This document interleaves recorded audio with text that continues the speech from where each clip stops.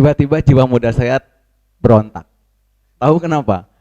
Saya mengalami 12 jam perjalanan dari Jakarta dari Makassar ke Malili menggunakan bus di malam hari. Itu luar biasa capek. Ternyata ada seseorang yang menurut saya umurnya nggak lagi muda, jauh di atas kita semua. Dan beliau berani 12 jam Makassar Malili pakai mobil 14 jam. Luar biasa, Pak Imam Sarjono. Apa yang membuat Bapak termotivasi pengen naik mobil dari Makassar ke Malili 14 jam di siang hari? Motivasinya cuma satu sebenarnya, pengen ngetes ini aja, pengen ngetes apakah masih masih cukup kuat atau sudah memang uzur banget begitu. Dan ternyata Alhamdulillah, alhamdulillah. Capek iya. Eh, Biar saya tahu persis kalau teman-teman misalnya dari Makassar itu harus ke Malili itu kayak apa kondisinya, dan saya paham teman-teman pasti capek. Oh. Karena saya ngerasain sendiri, Mas Asol. Oh. Dulu ada pepatah bilang gini, sekali merangkuh dayung 2-3 pulau teratasi, tapi sekali ke Malili 2-3 hari capeknya nggak hilang-hilang. Iya. Pak.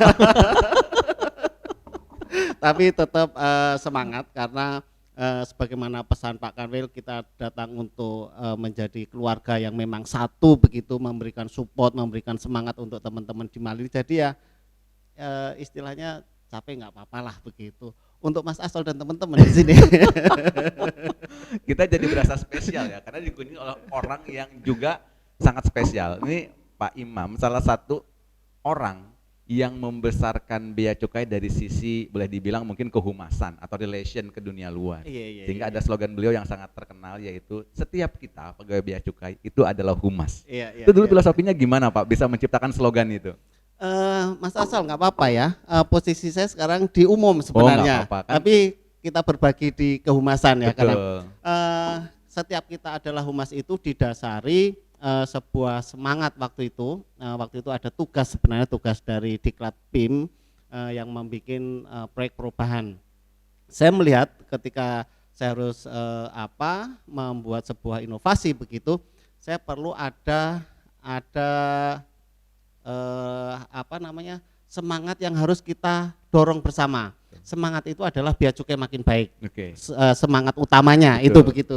Sehingga setiap unit, setiap bagian itu harus ada semacam moto, harus ada semacam semangat yang baru lagi untuk mendorong bea cukai makin baik itu. Kebetulan waktu itu saya di bidang kehumasan, sehingga saya pengen kehumasan ini punya jauh lebih greget gitu. Itu pertama. Terus kemudian saya melihat ada bagian dari kita di bea cukai, baik pegawai, PPNPN dan lain-lain, harus ada penyamaan semangat bahwa kita harus menyampaikan apa yang sudah kita kerjakan, bukan menyampaikan seolah-olah kita baik, bukan. Jadi bukan memberikan, membangun citra atau memberikan citra, atau ini membangun citra tapi bukan pencitraan. Beda ya Pak ya. Sebuah humas yang bagus itu adalah menyampaikan atau membangun citra tapi bukan pencitraan. Ini akan sangat berbeda. Sehingga waktu itu saya perlu bahwa setiap yang hadir, setiap yang ada di bea cukai itu adalah bagian dari humas. Sehingga baik itu PPNPN, pegawai maupun PKD begitu bisa menyampaikan hal-hal apa yang sudah dikerjakan oleh bea cukai ke masyarakat. Nah, kalau sekarang mungkin ada program baru namanya employee advocacy, Pak. Ini pakai bahasa Londo ini kayaknya. Kayaknya sih cuma ini aja Pak, packagingnya beda, tapi isinya sih kira-kira sama. Kira-kira sama. Jadi setiap kita memang diharuskan menjadi bukan lead ya, tapi kita bisa menyampaikan informasi ketika ada suara pasar yang misalkan gitu, agak sedikit nyerempet tentang keuangan, APBN. Kita persis begitu, seperti kalau sekarang mulai diusung adalah Kemenq 1, sehingga baik bea cukai, pajak, perben dan lain-lain menyampaikan misalnya tentang utang begitu, semua harus bisa menyampaikan itu, menyampaikan terkait dengan APBN, semua harus bisa, tidak harus di perben, tapi bea cukai harus bisa menyampaikan. Persis seperti setiap kita adalah humas, itu adalah bahwa siapapun yang menjadi bagian dari bea cukai itu adalah humas itu sendiri gitu. Biar persepsi masyarakat itu lama-lama berubah bahwa bea cukai itu ya makin lama makin baik begitu Betul, kira-kira betul. Mas Asal, Jadi ya. kalau bukan kita yang bangga dengan organisasi kita, lalu siapa yang akan bangga Yoi, dengan organisasi kita? sepakat, ya, sepakat. Ini Sepakat. kalau lihat program-program Pak Imam pada saat itu ya, bikin videotron waktu di Semarang, Iya, radio gitu. Apa sih waktu itu yang ingin dicapai gitu? Ada angka-angka misalnya waktu itu kan terkait dengan rokok ilegal, Iya, iya, bikin iya. videotron. Iya. Kira-kira tuh sasarannya kan jadi semakin banyak, Betul, sehingga betul. ada nggak nilai output yang bisa diukur gitu Iya. dari videotron tersebut? Eh, saya ketika masuk di Semarang setelah beberapa tempat termasuk di Pangkalan Bun, kemudian di Sampit begitu, pimpinan saya waktu itu Pak Kanwil, Pak Nugroho, Mas Nuk saya memanggilnya, itu satu pesan yang sampai sekarang betul-betul saya ingat. Kamu sudah di home base, kamu sudah kumpul sama anak, sama istri, kamu harus banyak bersyukur. Cara mensyukurinya adalah bekerja secara maksimal. Jadi selama ini dinilai belum maksimal. Saya rasa mungkin belum begitu, atau kebanyakan ngeluh kali Mas Asal ya waktu itu. Sehingga waktu itu sebuah teguran yang menurut saya itu jadi motivasi yang luar biasa, sehingga ketika saya harus mensyukuri bahwa saya sudah kembali ke Semarang, kumpul anak, kumpul istri, saya harus memaksimalkan potensi saya. Waktu itu saya kebetulan diamanai jadi kepala seksi PLI di Tanjung Mas. Saya banyak berpikir di situ apa sih yang bisa saya kerjakan. Beliau selalu memotivasi, kita tidak boleh berhenti, kita harus terus bergerak begitu, sehingga waktu itu muncul beberapa kegiatan yang berangkat dari Bea Cukai Tanjung Mas. Agak sombong dikit ya Mas Asal, agak boleh, sombong boleh nih. sombong, boleh sombong. Bukan sombong, mungkin lebih bangga. Bangga juga sebenarnya biasa saja. Kenapa saya ini perlu saya sampaikan, ini untuk memotivasi terutama teman-teman yang kalau orang bilang jauh dari remote lah begitu, wilayah remote gitu ya. Maksud saya tetap masih bisa yang banyak yang dikerjakan. Waktu itu banyak hal, waktu itu belum semarak sekarang, sekitar tahun 2013-an. Yeah. Custom visit customer. Okay. Kenapa saya waktu itu punya ide custom visit customer? Sementara waktu itu belum banyak lah kegiatan di Bea Cukai. Karena saya merasa kita harus membangun komunikasi yang baik antara kita yang melayani dengan customer yang harus kita layani. Banyak persepsi yang tidak pas, itu hanya karena soal komunikasi saja, Mas Asal. Sehingga waktu itu saya berpikir perlu nih komunikasi yang baik, karena jangan sampai setiap pertemuan antara yang dilayani dengan yang melayani itu berkonotasi negatif waktu itu, sehingga saya di PLI memfasilitasi itu. Teman-teman yang melayani di Bea Cukai, baik waktu itu mungkin teman-teman di P2, teman-teman di PRPD, ini kadang harus komunikasi dengan stakeholder waktu itu untuk mengurangi semacam kecurigaan dalam tanda kutip begitu, harus ada yang memfasilitasi, sehingga ada komunikasi-komunikasi yang bisa dibangun tapi dalam koridor-koridor kontrol yang jelas begitu, sehingga waktu itu saya membangun custom visit customer. Waktu itu di Tanjung Mas belum pecah dengan Semarang. Waktu itu banyak kawasan berikat, sehingga ini perlu nih hal-hal yang tidak baik atau kurang dikomunikasikan dengan stakeholder waktu itu pengusaha kawasan berikat, ini harus komunikasi, berkunjunglah kita ke sana. Dengan begitu pertama kita bisa menyerap informasi keinginan mereka dan menjembatani kalau ada komunikasi yang tidak pas. Ada gap misalnya. Ada gap gitu. Terus kemudian kegiatan-kegiatan yang lain waktu itu saya merasa perlu kita nongkrong di pasar nih.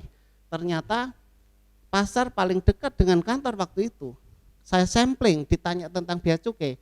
Enggak ngerti gitu. Padahal kantornya dekat. Kantornya dekat gitu, sehingga ini saya merasa ini ironis nih, ketika kita ada, Bea Cukai ada, tapi yang paling dekat komunitas yang kumpul orang itu di pasar, itu tidak tahu. Sehingga waktu itu saya bikin semacam, kalau zaman dulu ada bakul jamu lah begitu ya.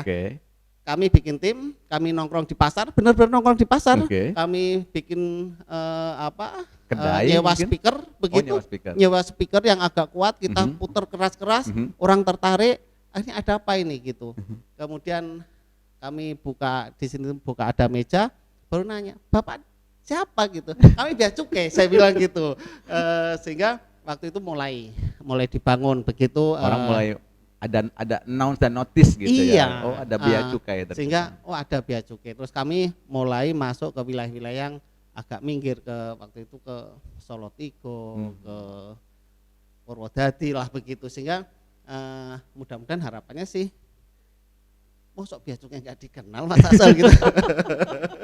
Atau mungkin dikenal tapi dengan stigma yang tidak positif. Persis, ketika saya coba survei kecil-kecilan lah Mhm. begitu. Apa yang Anda tahu tentang bea cukai Mhm. gitu? Kaya katanya begitu. Oke. Apa yang Anda tahu tentang bea cukai? Korupsi katanya begitu. Pemeras begitu. Sehingga ini menjadi tanggung jawab kita semua untuk meluruskan persepsi masyarakat bahwa kita sudah banyak berubah gitu. Mungkin dulu ya, mungkin. Iya, artinya kita tidak menafikan sejarah. Oh iya, pasti ya, namanya proses itu kan dari yang tidak baik menjadi baik atau terus gitu, terus untuk melakukan perubahan-perubahan itu Mas Asal. Oh, ini keren banget ya. Jadi banyak banget ide-ide Pak Imam yang akhirnya sama anak-anak sekarang itu kemudian di-copy. Iya, Ya, misalnya iya. sebenarnya kan kalau sekarang program misalnya kita bikin podcast, kita bikin IG, kita bikin Twitter, Iya, bikin itu iya, kan sebenarnya iya. pola dasarnya kan itu, Iya. menyampaikan informasi kepada Betul, audiens betul. seluas-luasnya Iya. gitu. Nah, kalau menurut Bapak nih, sejauh mana yang sudah kita lakukan sekarang gitu, itu bisa mempengaruhi paradigma orang terhadap kita? Sangat sangat banyak sebenarnya. Ini kembali lagi teman-teman terutama meskipun semua bagian dari humas, tapi terutama yang ini adalah orang-orang memang di unit kehumasan gitu ya, di PLI, kita harus gencar membangun mulai dari pasar yang paling kecil. Maksud saya begini, bisa anak-anak SMP atau SMA gitu. Karena pemahaman itu penting.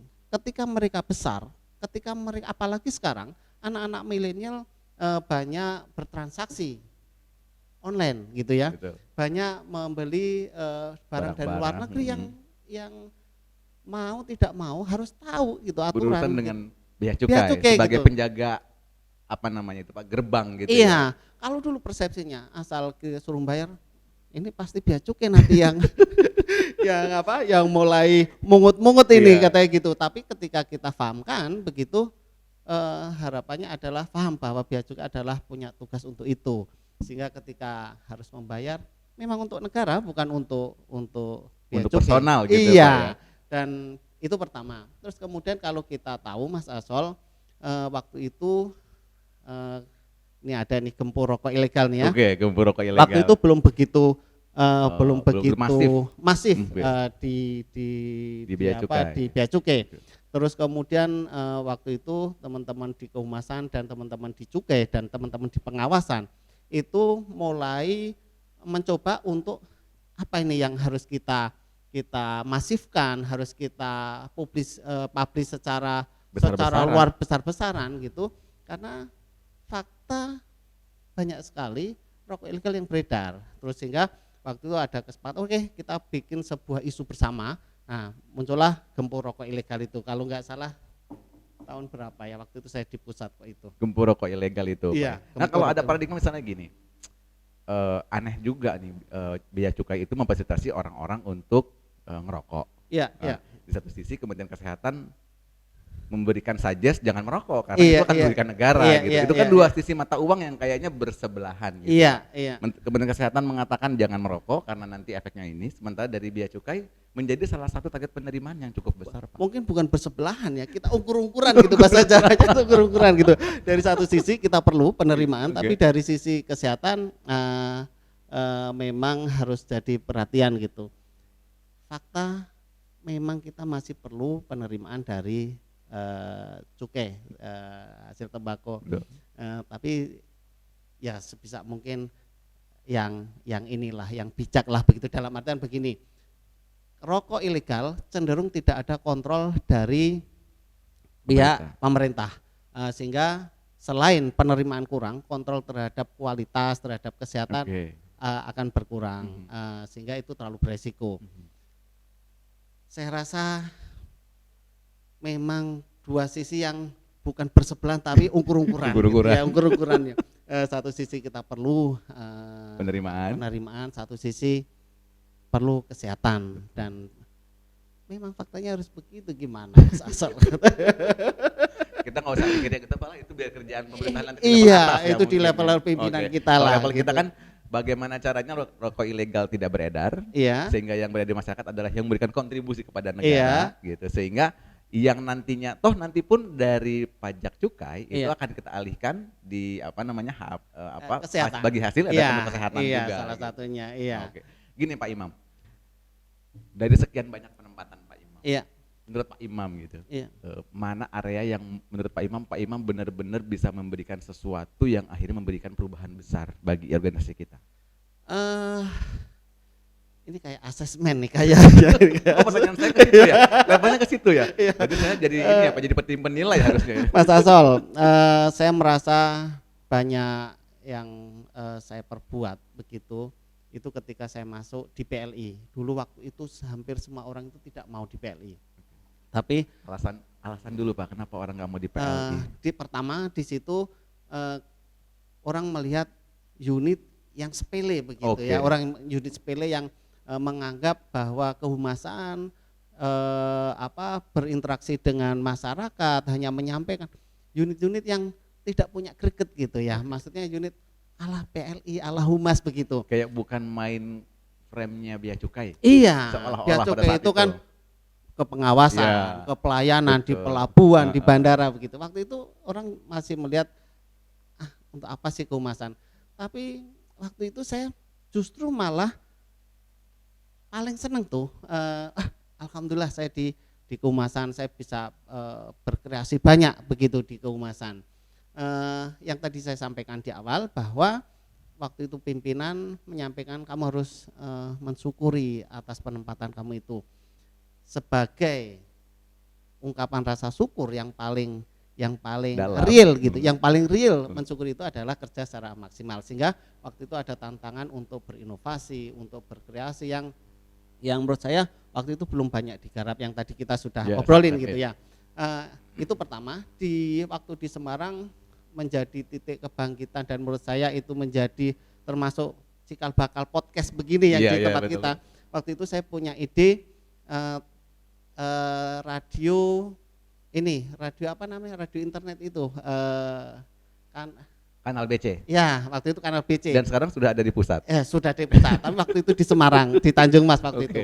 Kenapa? Itu program yang dibawa dari Semarang ke kantor pusat. Iya. Itu luar biasa, program saya copy paste saja tuh. Akhirnya menjadi program nasional. Iya. Sepele waktu itu idenya, streaming. Streaming radio waktu itu di Semarang itu banyak TKW. Ini latar belakangnya. Banyak TKW. Waktu itu saya coba terus masuk ke camp-camp penampungan sebelum orang itu TKW itu diberangkatkan gitu. Di sana saya coba ngobrol begitu. Dari situ rupanya waktu itu belum seramai begini YouTube apa ya. Mereka ngeluh kadang-kadang dia di Taiwan, kadang dia di Arab, di Qatar, di mana-mana gitu. Kadang dia rindu lagu-lagu campur sari gitu. Ini berangkatnya dari sini memang. Terus kadang dia rindu obrolan pakai bahasa Jawa, gitu, karena waktu itu pusat dari salah kan daerah Semarang, kemudian Kendal, Temanggung dan sekitarnya, gitu ya. Ketika saya coba datang begitu, terus saya berpikir apa ya kira-kira yang bisa membantu mereka seolah-olah pulang kampung, dan itu tidak hanya kita hanya memuaskan kerinduan saja. Waktu itu saya perlu saya edukasi, karena mereka ketika pulang pasti yang dibawa banyak, betul, luar biasa, dan itu rata-rata bermasalah tuh. Betul. Dan mereka nggak ngerti bagaimana mau ngirim, nggak ngerti, sampai misalnya panci bekas saja tuh kalau udah pulang kadang dibawa gitu. Sehingga waktu itu saya perlu komunikasi apa, saya kalau membangun radio yang besar biaya terlalu banyak dan tidak sampai ke luar negeri. Akhirnya pilihannya adalah radio streaming itu saya pilih. Saya coba beberapa itu, alhamdulillah gitu. Ternyata begitu di Taiwan, di mana kalau hari Sabtu dan Minggu waktu itu orang libur, tidak boleh kerja. Ya, Karena betul. kalau kerja itu lemburnya mahal, Oke. sehingga diliburkan. Waktu itu ketika libur di sana internet lebih murah. Kerinduan itu biasanya adalah akhirnya dia disalurkan mendengarkan Kanal BC. Iya, dan itu ada beberapa kali begitu ya, sehingga saya punya niat, nah ini harus saya garap serius. Waktu itu saya lagi coba-coba saja nih, kayak teman-teman milenial yang sekarang nyoba ini, saya coba-coba. Alhamdulillah gitu ya. Dan waktu itu saya berpikir bahwa streaming itu penting, itu bisa diakses dari manapun asal ada internet gitu. Nah, ketika ini berkembang terus ya, ini kan berkembang terus. Setelah berkembang, orang tidak begitu tertarik memang ke situ, tapi akhirnya konsep dasarnya bisa diserap, misalnya kayak podcast yang sekarang ini, terus banyak hal lah. Ini produk turunan lah. Dari produk utama itu kan, iya, sebetulnya kan. Semangatnya juga akhirnya semangat berdialog begini, semangat membagi informasi itu akhirnya muncul gitu, dialog-dialog. Nah, alhamdulillah di pusat sekarang masih ada kanal. Waktu itu akhirnya di pusat saya mencoba kanalnya, kanal radio dan kanal TV. Oke. Gitu. Itu toh, saya sekali diundang Pak ke kanal BC dan saya pikir ternyata saya baru aja ketemu dengan founding father-nya kanal BC. Ini bukan takdir yang kebetulan. Iya. Seperti slogannya Pak Imam, berdamai dengan takdir by Imam Sarjono itu. Aduh, ini kayaknya kalau mau dikulik nih tentang humas, kita butuh beberapa part, Pak. Iya. Tapi karena Bapak juga ke Malilinya lumayan, Pak. Iya. 2-3 hari mungkin nggak hilang dulu capeknya. Saya terima kasih ke Bapak. Mungkin ada pesan buat generasi milenial, mumpung kita lagi di podcast, apa nih yang mau disampaikan untuk Bea Cukai makin baik? Sebelum itu saya sedikit, tadi soalnya sudah disinggung, berdamai dengan takdirnya. Saya bukan orang yang sempurna. Saya yakin teman-teman di Malili ini juga manusia begitu, dalam artian pasti tidak segampang orang akan bersyukur atas semua takdir begitu. Ada hal-hal biasanya yang pertama itu akan menolak begitu. Sama kenapa waktu itu berdamai dengan takdir, saya ingat benar di waktu 2010 saya penempatan jauh dari home base waktu itu. Waktu itu ada rasa ini kok jauh banget gitu ya. Tapi saya langsung memupus rasa kecewa itu. Saya harus membangun, sehingga saya tidak boleh marah kepada Tuhan saya, Allah Subhanahu wa taala, sehingga saya harus berdamai nih dengan takdir-takdir yang Allah berikan. Sehingga saya jadikan itu dalam di rumah, saya tulis, saya figura di status, terus saya bikin berdamai dengan takdirnya. Harapannya termasuk teman-teman yang di Malili nih, kalaupun kecewa sudahlah, kita lanjutkan dengan rasa syukur yang besar gitu. Kita harus damai, kita nggak boleh melawan itu. Terus apa tadi, kita malah nggak jawab pertanyaan Mas Asol tadi. Iya. Apaan tuh tadi? Itu pesan untuk generasi milenial. Oh ya, teman-teman milenial saya rasa ini jauh fasilitas dibanding saya waktu itu, sehingga untuk terus berinovasi, terus kemudian berkreasi itu kesempatan luar biasa. Di Malili bukan sesuatu yang selesai gitu, tapi menurut saya di Malili dengan segala keterbatasan gitu, jauh iya, tapi bisa dibangun semangat-semangat untuk terus berinovasi, terus berkarya. Harapannya adalah bisa tumbuh orang-orang yang menjadi bagian penting di Direktorat Jenderal Bea Cukai itu dari kantor Bea Cukai Malili. Amin. Mungkin dalam hidup kita tidak selalu menjadi pemeran utama, tapi apapun peran ke dalam hidup, teruslah menjadi yang terbaik yang bisa kita berikan untuk organisasi dan negeri tercinta. Amin. Sometimes we win, but sometimes we learn. Inilah saat kita bisa menang, dan saat ini kita mungkin sedang belajar. Sampai ketemu lagi di podcast berikutnya. Hatur nuhun. Pak Oke, Imam. terima kasih.